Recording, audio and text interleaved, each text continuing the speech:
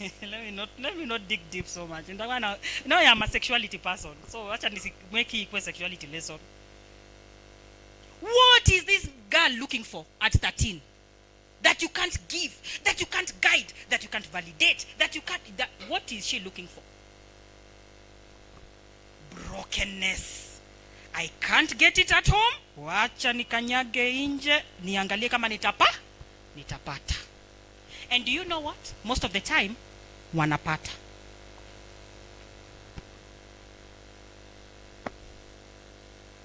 Mimi hata nilijiambia, if I have a 15-year-old. If my 15-year-old today comes and tells me, "Mom, this is the path I've chosen in terms of, taking care of my body. I want to keep long hair."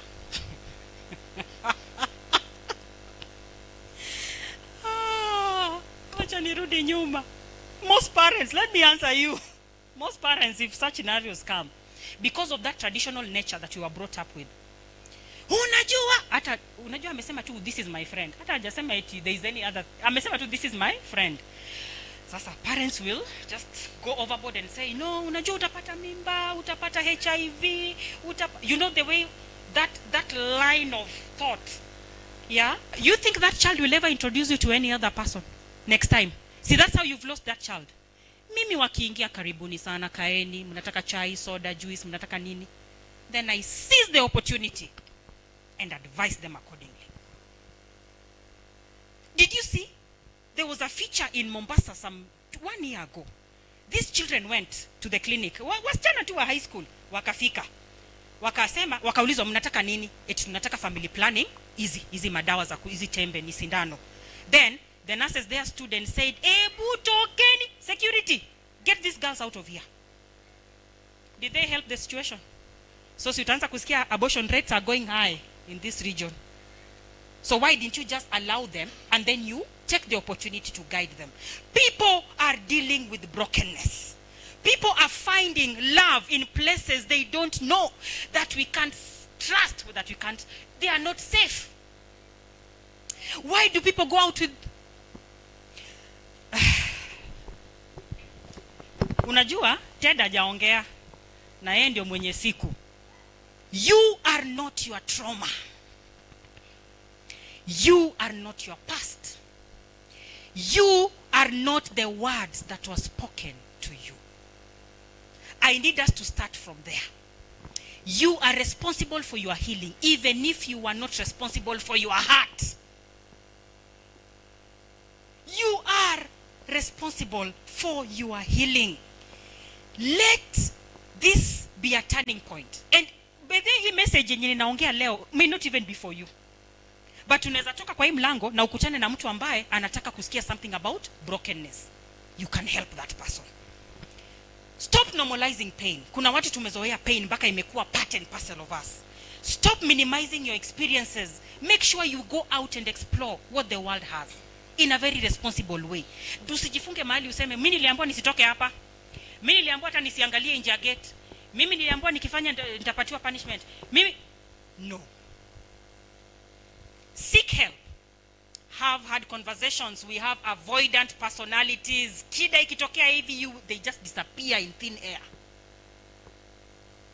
They cannot face their problem. Ninasemanga chukua shida. Huyu ni shida. Shida kaa hapa. Huyu ni Rosie. Sasa weka hapa. Angalia shida na angalia Rosie. That way you will help yourself. But when you look at the problem to be you, inakuwa very hard to differentiate. Release what you cannot control. Most of us tunajaribu kuishi maisha ambayo hatuwezi. We believe in things that are not anywhere in our radar. You know what? Let me tell you a simple principle. Anything that is not within your control, wachana nayo. It's a source of stress for no reason. So now, because your dad is very harsh and very cruel to you, utamchapa.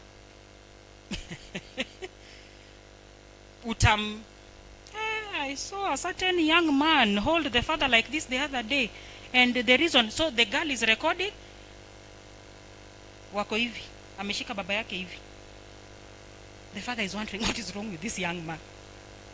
Yeah, you will never beat our mother again. You will never. What is happening to these children?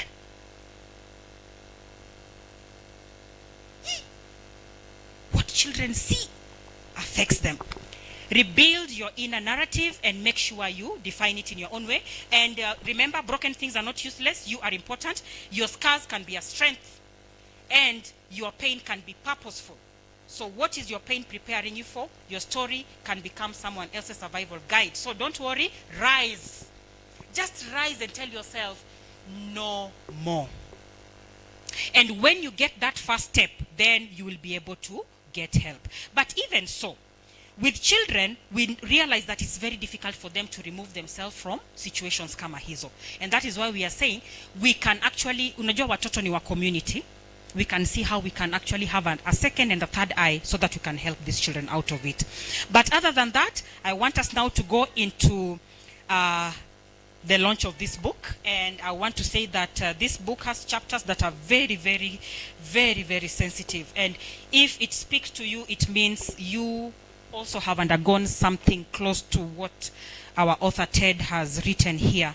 And even just from the first chapter, you'll see that there's a lot of issues to do with invisibility, damage, and, you know, a lot to do with, you know, inadequacy, you're feeling like you don't matter and all that. And even when you just look at the cover of this book, it tells a lot. You shrink, and you don't see yourself. You don't see yourself. So I would like Ted to come. Ted, please come. I don't know who else I can call. Let me see.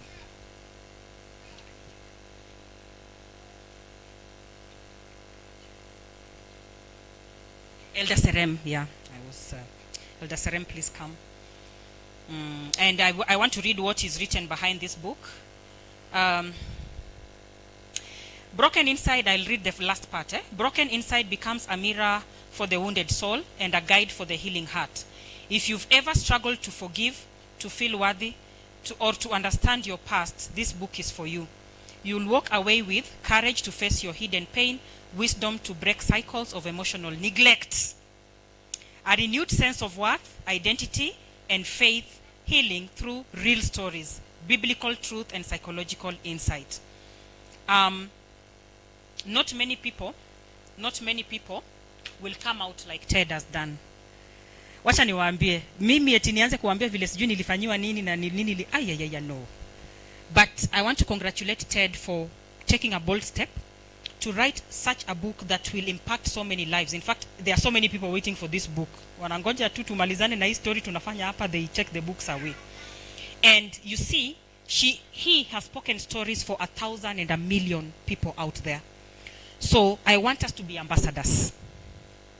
I want us to be ambassadors of this noble direction Ted has decided to take. And even so, we want us to take our place to a safe space where we can get help. Na wacha niwaambie, saizi tunakaa tuko sawa hapa. But if we were to open the Pandora's box, we will be crying on the floor. So Ted, I want to say congratulations. DJ, you can prepare a song, a nice one, as Elder Serem says something, and maybe praise for this book that we are dedicating today.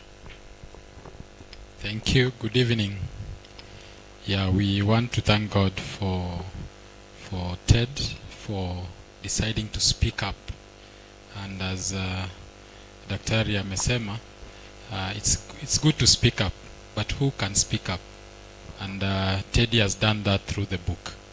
So I've also learned something when she said we close our eyes, and you could just see somewhere along that trail that speaks to each one of us at a personal level. So God bless you, Ted, for coming and speaking out. It's a bold move. I want to pray that as ambassadors, as we go out to assist others, because I believe we have spoken with Ted, and this is a story that will help many. There are so many people who are broken inside, and I believe through this book, I want to dedicate myself to read this book, and I believe I'll be an ambassador of this book. So I want to pray that you also be an ambassador. Speak to somebody. There's somebody there who wants to read, who wants to get an answer, who wants to get somewhere where they can get healing. And I want to agree with Daktari that it is true.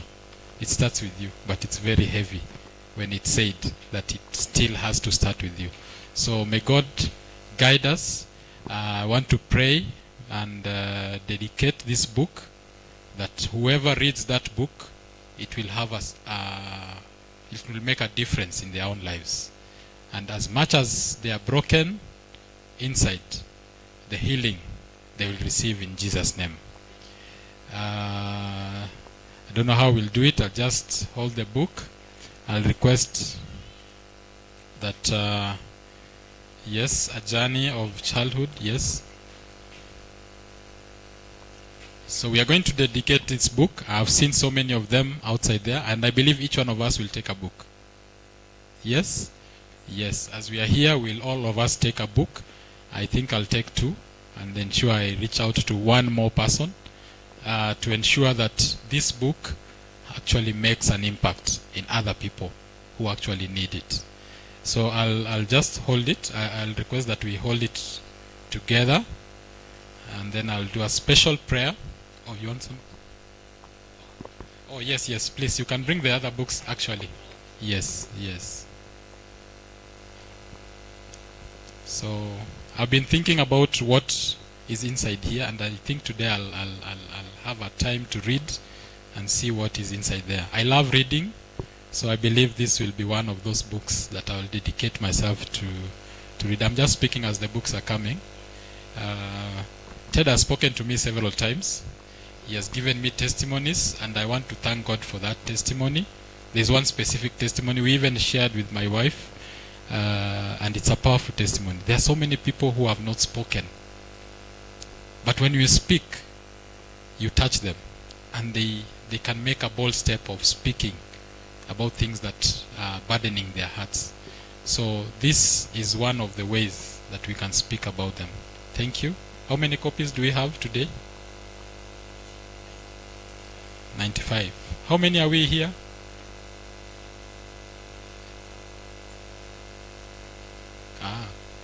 Okay.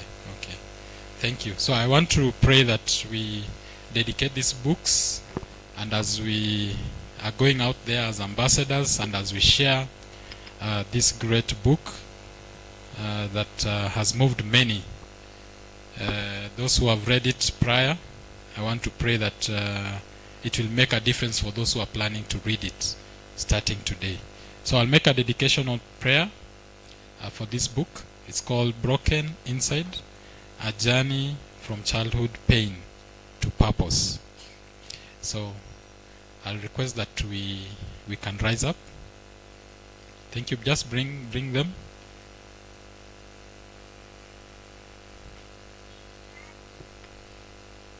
Thank you. So I'll do a special prayer as we dedicate this book for everyone. Let's believe and pray. Dear Heavenly Father who lives in heaven, we are here to uplift your name, to acknowledge your presence in each and every one of us. We are here to give you thanks because of your goodness and your grace that has been sufficient to each one of us. We have come here today with a purpose to come and listen to the voice that has been spoken through a book. We want to pray in a very special way that this book that has been authored by your child, our brother Teddy, in a very special way as we launch it today, difference in their own lives. We want to pray for those who might not be able to directly receive this book, that as we go out as ambassadors, that many will receive this message and this book and buy it to read and to make a difference in their own lives. Thank you for putting this desire in the heart of Teddy, and that he has decided to speak up. And we want to pray that this message that is in this book will change many lives, not only in Kenya, but everywhere in the world. We want to pray that this book will go to very, very diverse areas of this world, that many will read this book and acknowledge that it is possible to get healing and to have purpose in our own lives. Thank you, and we want to dedicate it in Jesus' name we pray. Amen. Thank you. So I believe every one of us will take a copy and ensure that we spread out this. You can sit down. Thank you. You can have a seat. The emperor, the conqueror, the champion, the lion is here. Zabu, zabu,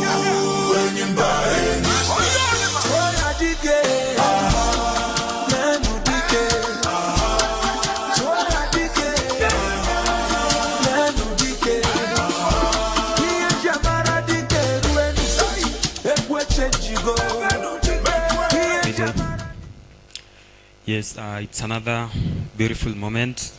I just want to give you some housekeeping notes. The washrooms, the ladies, to the left, the farthest point. For the gents, is the first ones. It's only time that it's ladies second. So, next, we are going to invite the author, Mr. Tedik Muridhi. I can imagine how you have been dying to see this day. And before that, I'm going to read something.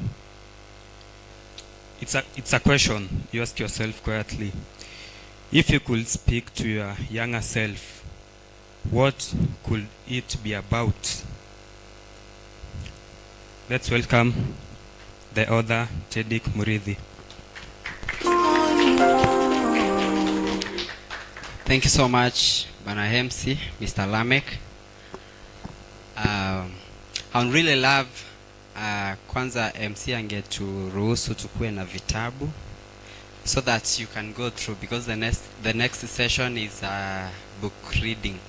People will choose the chapters. You can just read 1 or 2, 3, 4 people briefly, and then now we'll be welcoming our panelists. We are going to conclude by 6:15, yeah, so that you can do book signing. But now you can pick the books, record as you do the payment. I really appreciate your support. Let me take this chance to appreciate each and every person, starting with my chief guest and my chief speaker of the day, Dr. Roselyne. She said that I'm brother to her, but she's my mother. I have written a chapter about her, how we met. She mentioned about it. I've written a chapter. It's called From College to Calling, how we met with her. And from the day we met, we've been friends. We've been more than friends. I've visited her at her home, and hata nimekuwa a part of that family. I've walked this journey with her. Allow me share, because I normally say give people flowers while they are just alive, while they can smell them. So I don't wait for the day you will not be there so that I can praise you. So the day I met her, I will allow you give them as you record, so that they can be going through to prepare for the next program. So as I was saying, the day I met Dr. Roselyne, she said a lot of things, how she's been encouraging me. Hata ile siku nilimpigia simu nikamwambia I'm so happy today because so you will allow me cry, because I believe I'm going to be emotional, because the story I've written here, sometimes I used to pause and just cry, because it is so bitter. It is so weird to see a man crying, but I believe also men are human beings and should cry. So I advocate for men to take some time and cry in a room. As I was saying, when I met her, I was too broken. And I don't know, she came in my life as an angel, and we've been walking this journey together. Even the day I called her nikamwambia I've managed to register my company Afrihat Creation. Aliniambia, Teddy, don't wait for someone to go and take you out.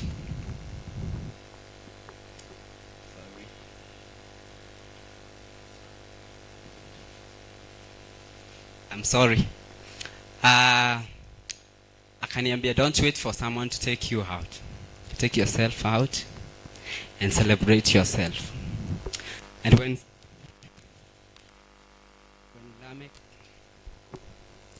when Lamech has talked about the things you can remember about your childhood journey, I've thought about it and how I felt so bitter about myself, how I used to see myself as a loser. And today, since I started loving myself, I'm growing big and big. I wish.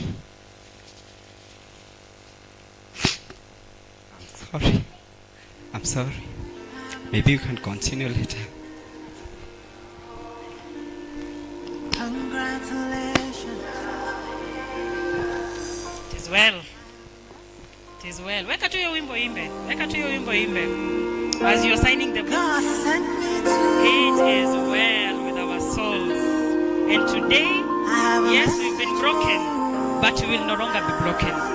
Because someone has boldly shown us that that is not the way to go. Nothing should define our existence except God. And Ted, you're a special human being to God. And you're a special human being to all of us. And I can see your family members here, by the way. Thank you for coming. I think they understand him better because they know where they are coming from. Whenever you feel ready to come back, just come back. Let's keep taking the books and signing the books. And you're not out of why. If you want to cry, please, because this is a time of reflection as well. Thank you, Dr. Roselyne. Also be reminded that you can pick a copy for your friends, children, your neighbors, your enemies. You're not limited.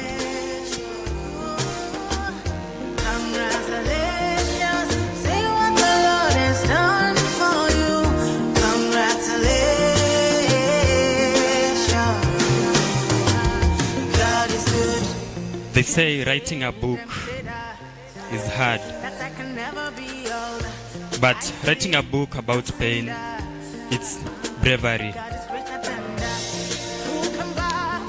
Teddy Murithi didn't just write a book, he survived it, and that's bravery.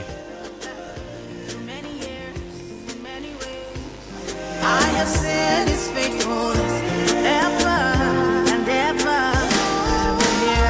Congratulations, I have seen the glory of God. Congratulations, he has done it for me. And I have come back with a new song to sing. My God is good. Welcome back, Teddy Murithi. I'm sorry for that, but when you see me crying, I don't cry because of the pain, but it's because of how I thought about myself and who I am today. And every time when doctor tells me, go to a mirror, appreciate yourself, and tell yourself I'm growing.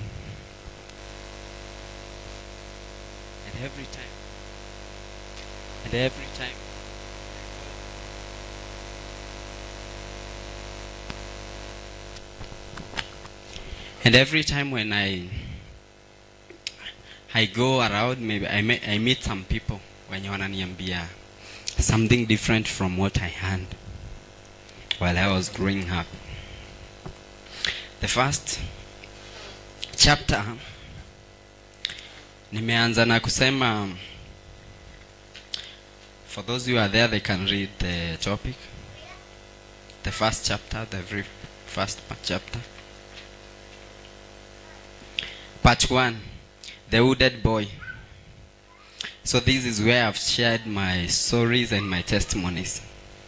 And those are true personal testimonies. I have my sister here today. I have two of my brothers. And I also have my cousin and some other childhood friends. They can bear me witness about this. So I've talked about the boy who thought he was ugly. Sometime back, I feared mirror because people told me I had big head. I had big ears. Vice versa of what I hear today.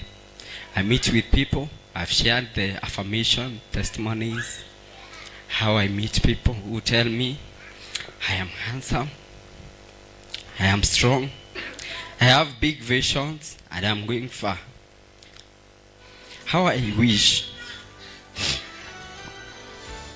not even a single day you become the person who creates a home to anyone. As Elder said, Dr. Be ambassadors of, be a nice person who someone can meet in the morning and their days becomes bright the whole day. Affirm people, appreciate them when you meet with them. Tell someone they are beautiful. Tell them they are so focused and so motivated, and tell them they have big visions. That gives them strength, not because they are new ones, but because of how you say them. And I've shared a lot of stories about my own parent. How I wish that we don't grow to that kind of generation where we get children and get weak children emotionally. I really love the kind of children raised by our generation, Gen Z, whereby you will hear, Mama, come, you're so bright. Mama, you are strong. Mama, you need my hug, come. Papa, you're going to make it. Because I know, especially to men, there is no day you will hear someone coming to tell you of how good you are. Nobody will give men flowers. Maybe ladies you can get from your boyfriends or even someone close to you. But for me, man, I may never receive flowers until I'm dead. That is when people come to plant them on my grave. Yeah. So you as a mother to a boy, how do you tell them? Do you tell them to prioritize themselves? Do you tell them to take themselves for a lunch and appreciate themselves? Or you're just helping them to grow up and reach a very cruel world?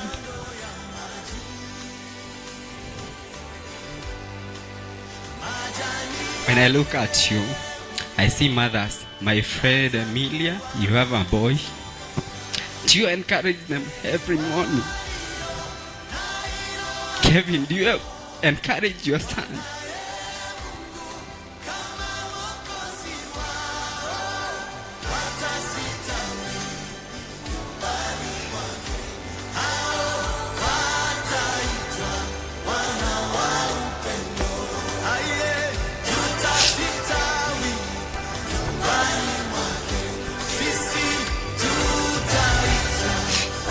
I want to sincerely say that I personally, maybe even my parents are not sure of what I do in Nairobi. But Dr. knows. They will never give me a call and tell me congratulations.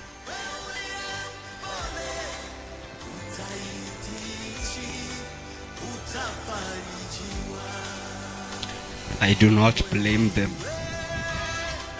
but I blame the wound that they have, and I pray that we heal,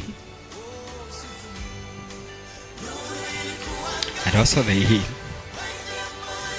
and become different people. And through that we shall be able to raise emotionally healthy children. All that we've been taught today. So this is me, but the picture doesn't look like me. But when you look at this picture, it tells you more about myself. I didn't write every testimony,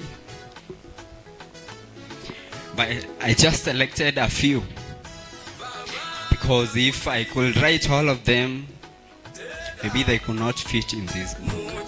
It could be so huge, and sometimes you could be even bold to read it.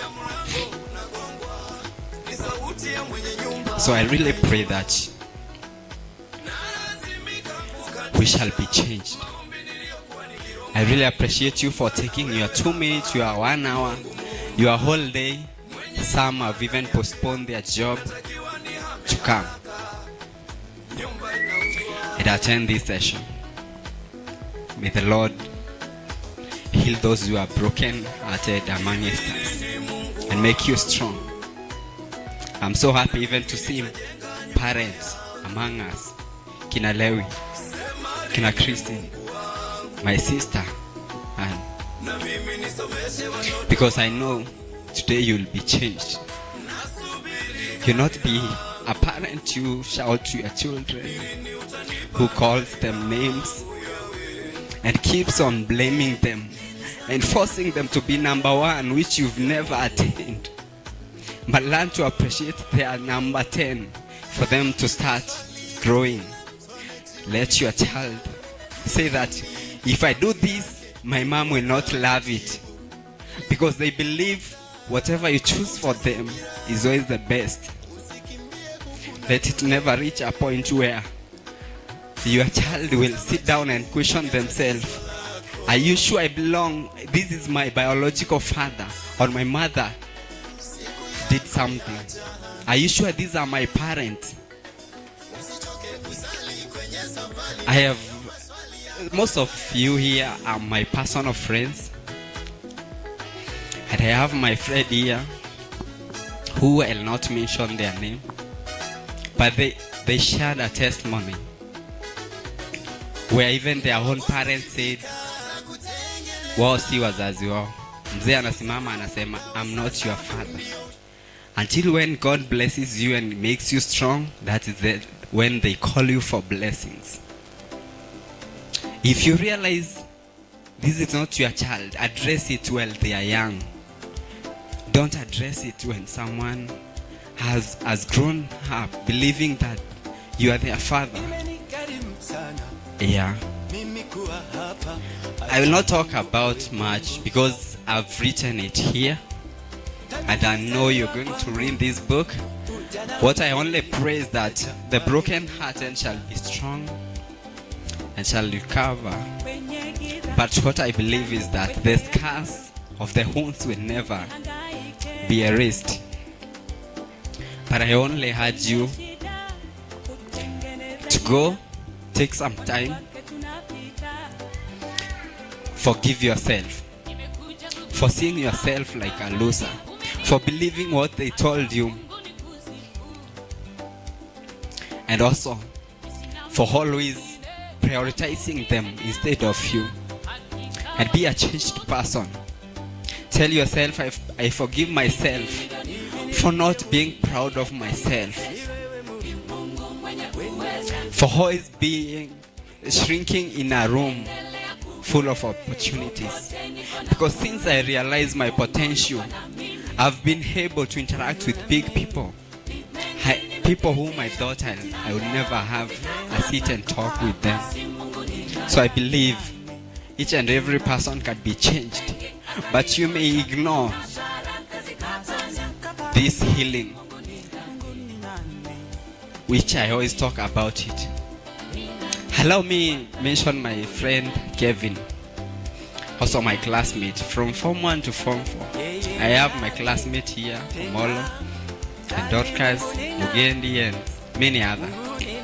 But now, one day my friend Kevin asked me, ilikuwa juzi too, well, I started talking about, he's sitting there, I know you know him, Aliniuliza na hii kuhili mse unaongelelea ni ya nini man?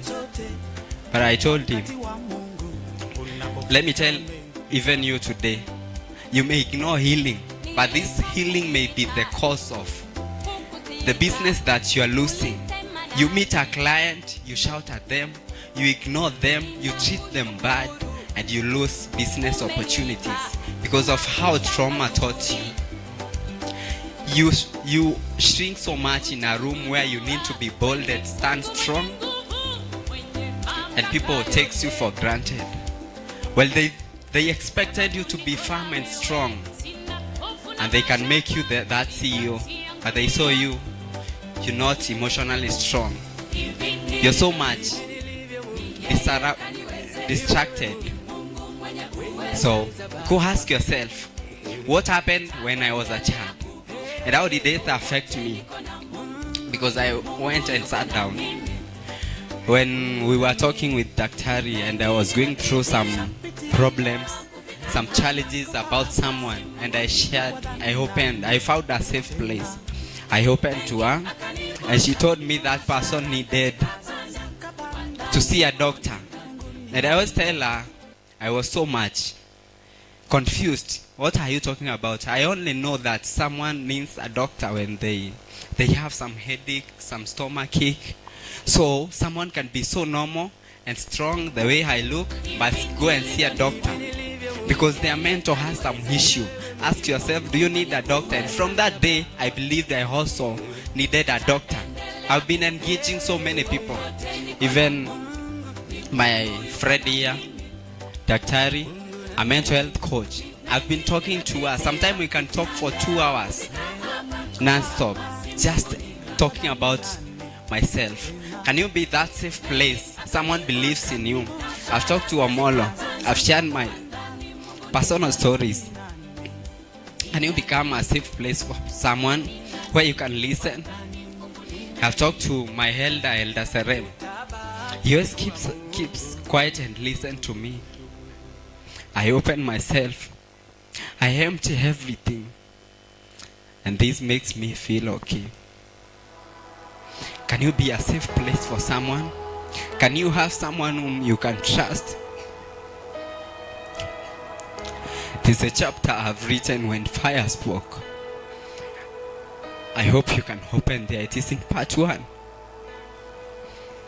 We were going through a lot, and my sister called me and told me, I'm going through a lot, I need some help.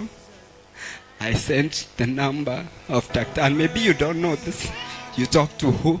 She's here. Because I knew you could be a solution.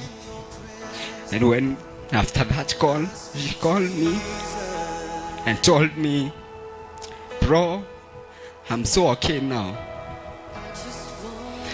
How about if I tell you maybe today you just need a safe place, someone to talk to you and get that healing. Don't die inside. Open up.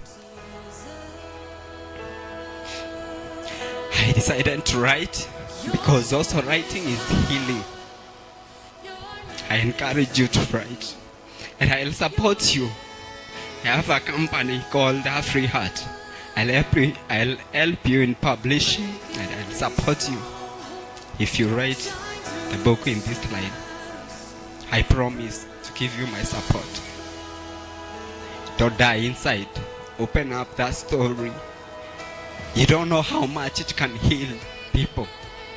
Since I started talking about this launch, I've received so many texts from some of you, some new people. I've talked with people even when I'm in Matatu and tell them about my book. Or they just tell me I need a copy. Some even pay instant. I have copies I'm going to deliver today. I don't know how much it touched them. If I start reading text messages that I receive from people, that's when I had to know that people are so matured. And even a parent became so open to me, and they told me, I think I need to ask apology from my son. Do you owe anyone apology? Kevin, do you owe your son apology for not being that kind of father?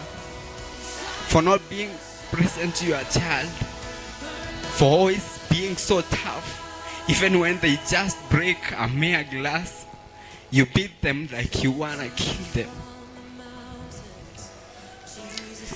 Maybe if I say I'm not perfect, but I'm trying to heal. I'm in this journey. And what I ask you, we can still walk this journey together. Let's start it. Sometimes you will be so mad. Sometimes you will walk up to step 10 and go back to step 1. You meet with someone, just steps on you, and you become, you forget that you are in a journey of healing and become so violent and even start insulting them. Don't worry, it is a journey and you can walk it. As the doctor said, you can walk it for 10 years. Someone can walk it for and a half a year. So, just promise yourself to start a journey of healing, to be the safe place to people around you, to people, your colleagues, to people you fellowship with them together. Be that safe place. And that is only what I'll preach to you. And even when I came to ask for this venue, I talked to Madam Caro and she told you, and we have planned a lot to reach out to the community. If you have some people, a group of people you think we can talk to them and help them in one way or the other, we are just phone call away. Thanks so much. I welcome the MC to proceed.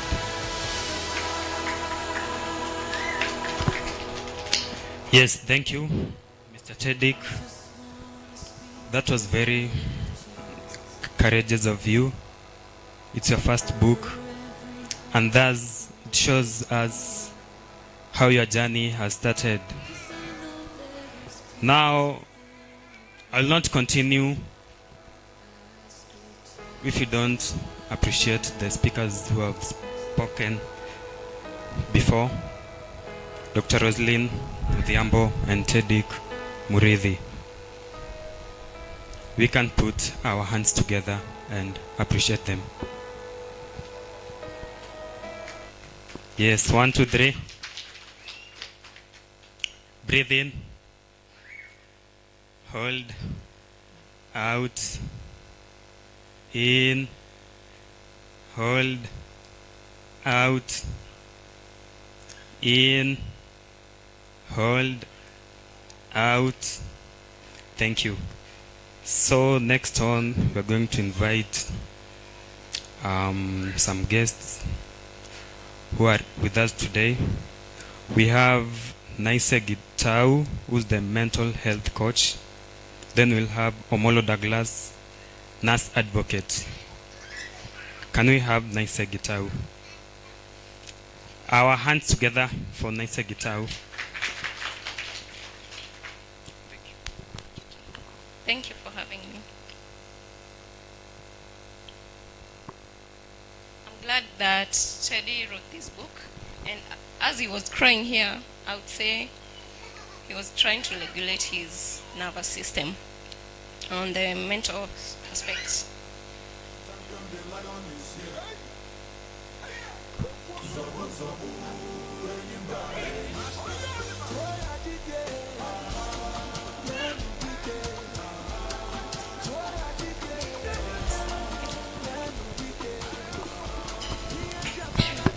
My name is Naise Gitau, and I'm a mental health coach. And as Teddy was crying here, he was releasing some dendrites, and it's very good for his body because he was trying to regulate his nervous system, whereby he's producing oxytocin.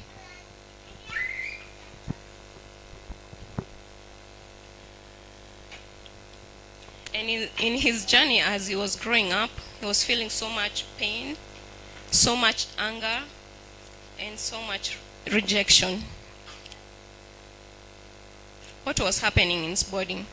His body was in a sympathetic mode, whereby he wasn't regulated. And that is where he didn't have any connection between him and his father, him and his mom.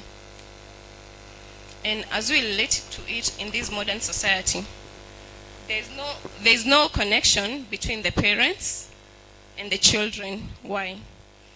Because of the social media, and the parents are very busy at work or businesses. They come back in the evening and they don't know. They don't have that special time to connect with their children. They'll buy them gifts, they'll buy them toys, and they'll take them out. But what does this do? It disconnects them with their children. So that child, just like Dr. Rose said, they're seeking attention, right? Yes, they are. They'll go out there and find their attention. They'll find their attention from a stranger or someone they feel close to, or maybe a relative, a distant relative. So I'll try to tell the current parents that we should try and spend just a little time.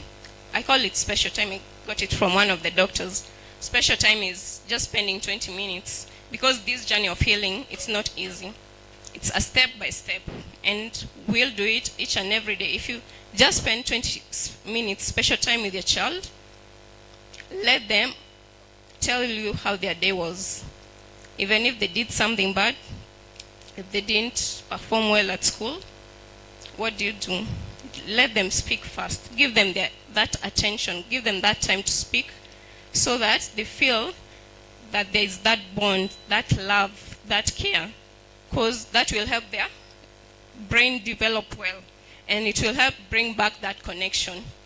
And I would advocate for parents as well to be hugging their children, just like Dr. Rose said. Teddy never got that hug from his parents, and that love. He was never asked, how was your day? And there's a neuroeconomist, Dr. Zach, who did a study showcasing that when you hug someone, or a spouse, a child parent, your body produces oxytocin, which downregulates your nervous system. And in this modern society, there's so much stress. You want to achieve this, everything is going wrong. Some stuff you want to achieve, they're not going right. And your body is in that stressful mode. It's called sympathetic mode, whereby you're producing so much cortisol. And then when you come back at home, there's no peace. You still produce so much cortisol. And that hug, if Teddy was only hugged when he was small, he was growing up, his body would be producing oxytocin, and he would have regulated his nervous system. And there is a study that was done back in 2022 to 2023, which at CDC, which showcases that anxiety has risen to 1 billion. And this is where at the ages of 3 to 7, they have so much anxiety, whereby 9% were male and 12% were female. And ways of reducing anxiety is spending more time with your child, parent, or the spouse. And other ways is doing some exercise. And another way is journaling. How do you journal? You write your thoughts, your good thoughts, and you write what you're grateful for. It's going to help you in the healing journey. And the trauma is going to reduce as you seek more professional help. Those are the steps. Thank you.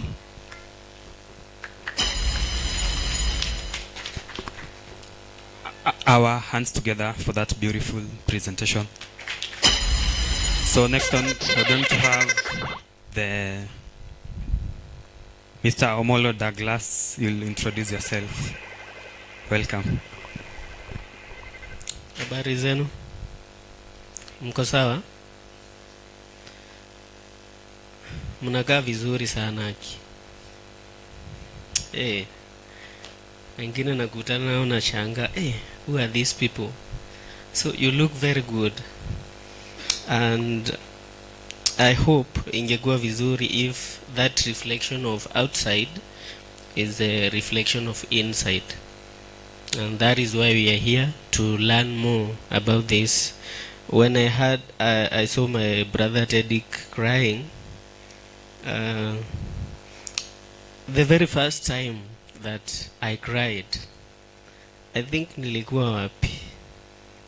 Nilikuwa nishamaliza high school. The first time I cried as an emotion of maybe happiness. So wengine hapa unaweza ona kwani huyu ali, it is not that way. Maybe sisi tumekuwa sasa strong, ikakuwa sasa kuna vitu ngumu zile, yani lazima vitu zikuwe ngumu zitu hit maybe ili to cry, but it is a journey that has started. Maybe we can learn from that. My name is Douglas. I think ni podcast, so ni kama tunajiintroduce, but we'll speak more. I think the panelists will speak more. Utauliza maswali. Maybe there is something you have in your mind that you want clarification of. Maybe we can clarify and you can learn something from it. Thank you.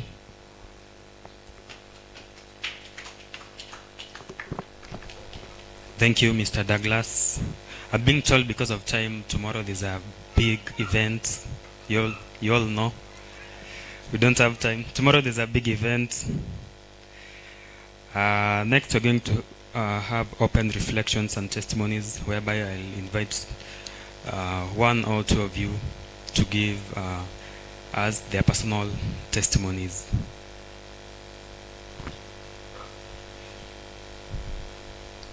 Oh, sorry, I skipped something. We are going to invite questions from you. We have a doctor, mental health coach, a nurse advocate, and the author himself. So in short, if you've not healed after today, we'll need a follow-up session. Questions, please.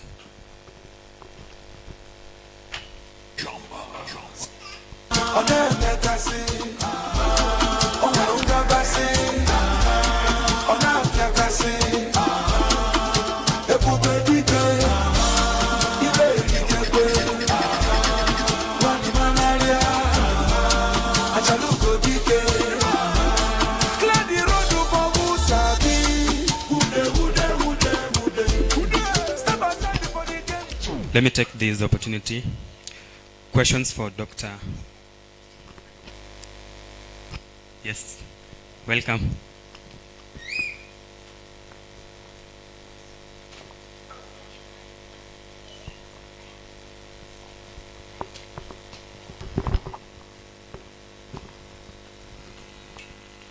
Habari ya jioni. So my question is, because Teddy helped me realize also I'm hooded, and I thank God I don't have a child now, because okay.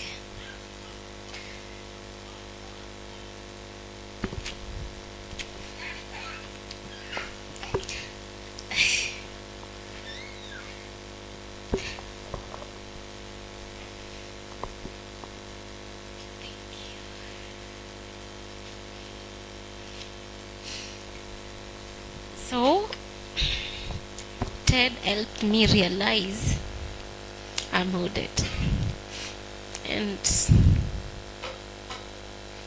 he made me know that I can go for sessions, because I think chenye alipitia too, they are the same things that I went through them, and I seriously hated my family. And I can say that it's 3 years now. Sijaenda home. Not that I hate them.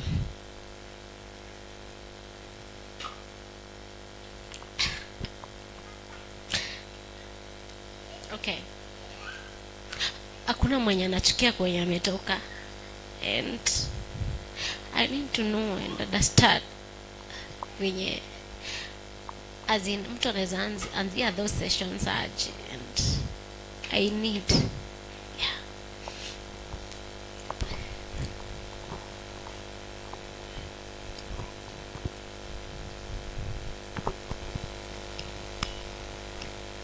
Okay, any other question?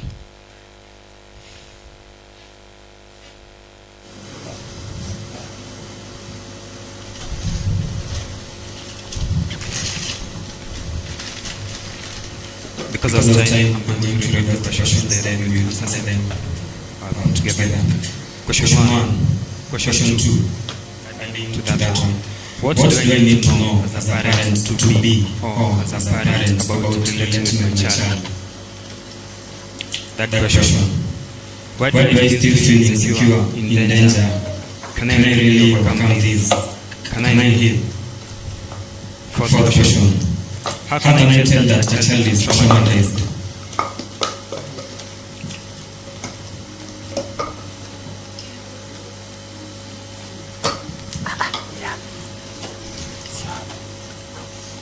Thank you very much.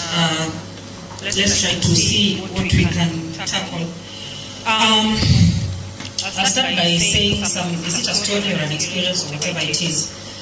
There's a time my son was admitted in hospital for an apparent pain that we could not understand. For some time, he stayed in hospital for almost a week and a half.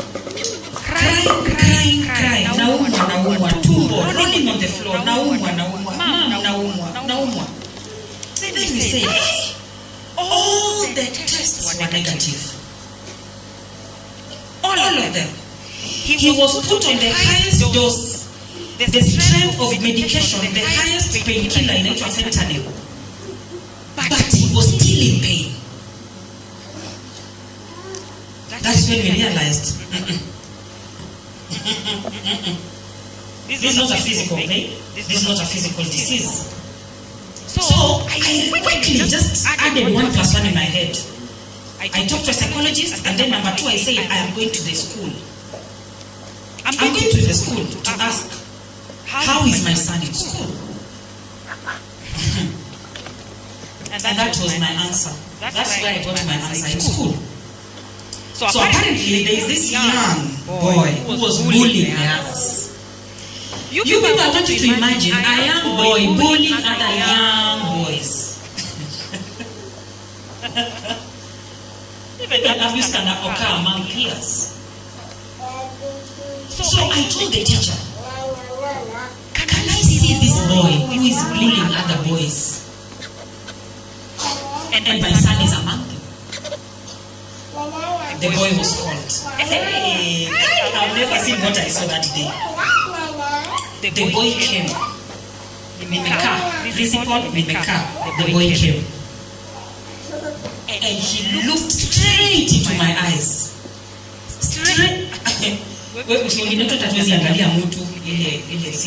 That boy looked straight into my eye. I asked him, how are you? What's your name? I'm fine. You as in a boy wa grade 2. I'm fine. Ananiangalia kwa macho. Eti, wow, how is class? How are you doing with your schoolwork? Everything. Kila kitu kwa sawa. Na that's the tone he's using. Then nikamuuliza, nyumbani kwa aje? How do you live at home? Who do you live in? You know, I'm just trying to figure out a few things about where this is coming from. Then he says, Mimi, mama yangu simonaki, I don't see my dad, I live with the house girl. So how is the relationship? What I heard, that was it. This boy was so living in a life where he never saw the parents, he never knew what was right and wrong. So everything he was taught by this house, whatever, was what was. Nikamuuliza, what are these things amekufunza? And he broke down. Now, to the question. Now I wanted to bring you somewhere to show you that sometimes stories come from somewhere that you may not understand. My son was being abused and I didn't know. You are undergoing trauma, but you didn't know it is trauma. You're wondering, what has been anybody for 3 years? There's a problem. You can get help, my dear. We have networks. We can connect you to someone who can walk you through the journey. They are there. We have counselors at beck and call. We just give them your contacts and you'll be able to contact them and you'll be able to run through. I'm also a doctor. If you feel my services will render you good, she's also a mental health specialist. We can start from somewhere. But we have networks. We can connect you to somebody. Don't shy away. Secondly, the question that you read, let me just say something about it. What is that relationship that we expect? What do parents need to know? And I will take you to the page. Just go to page 98 kwenda mpaka 112 in the book. 98 up to somewhere 112. And just look at what has been described there. All you need to understand first, before you can get, and I'm even now talking about those who are unmarried, please don't get into a relationship, a serious relationship, if you still are wounded. Because the danger is you will transfer the wounds to the next person who is likely to be your child. So you need to understand, it's only when you yourself you're healed, if only you yourself you understand what you're living for and what you stand for in this life, that is when you can. I like how Ted has put it, and it is like that. Anasema, you cannot offer what you don't have. How can I advise you as my son? Now you see you need to be strong and assertive. Let no one play with your head. Let no one abuse you. And me myself have been abused all my life. You cannot pour up from an empty cup. So you need to know a child is a solemn responsibility. When you read the book of Mark 9:27, it says, if any of you will be the cause of one of these my little ones falling apart and away, afadhali we put a big stone on your neck and we throw you into the sea.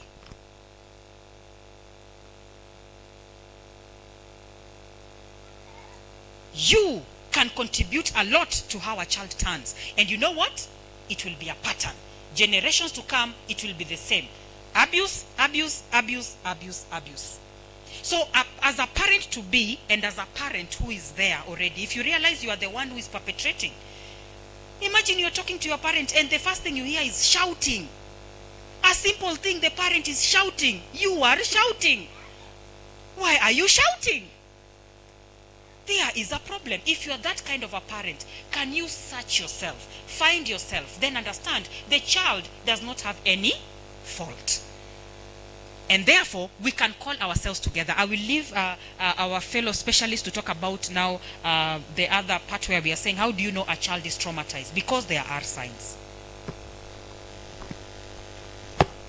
And any other comment? Just a minute each.